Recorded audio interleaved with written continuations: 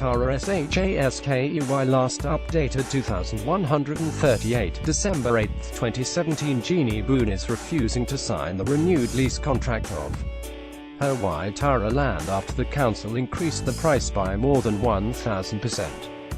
A Taranaki couple living on leasehold land are facing financial ruin and risk losing the home after the land lease increased by 1,500%. Jeannie and Richard Boone live on one of about 700 leasehold properties in Waitara and have been paying a lease of $370 a year for the past 21 years. But in August last year, the new Plymouth District Council (NPDC), which administers the leases, raised the rent to $5,940, an increase of about $110 a week. Waitara's Jeannie Boone is struggling to make ends meet after the council put her leasehold up by thousands of dollars. The Boones, who live on Leslie Street, received correspondence from the council before the expiration of the lease, but chose to ignore it.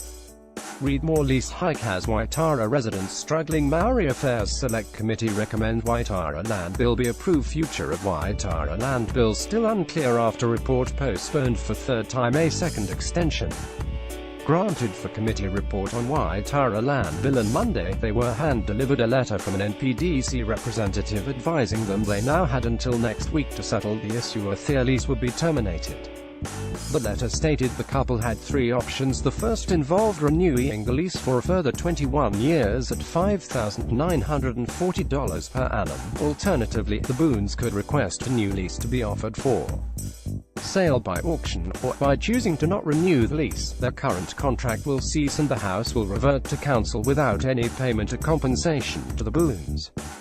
Jeannie said while they didn't want to end the tenancy, they also didn't want to sign the new contract.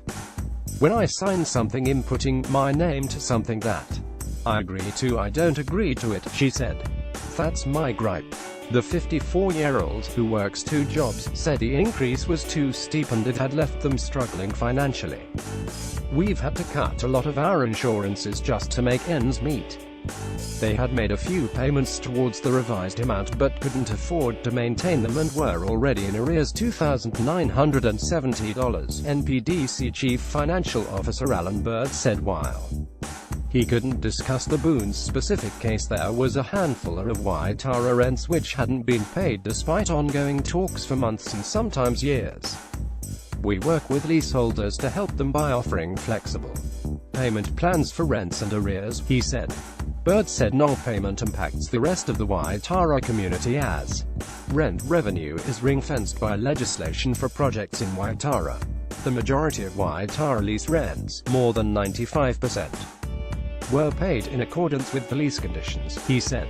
Rents were determined in line with the National Public Bodies Leases Act and NPDC contracts and independent registered the valuer who sets the market rent on the unimproved land value, he said.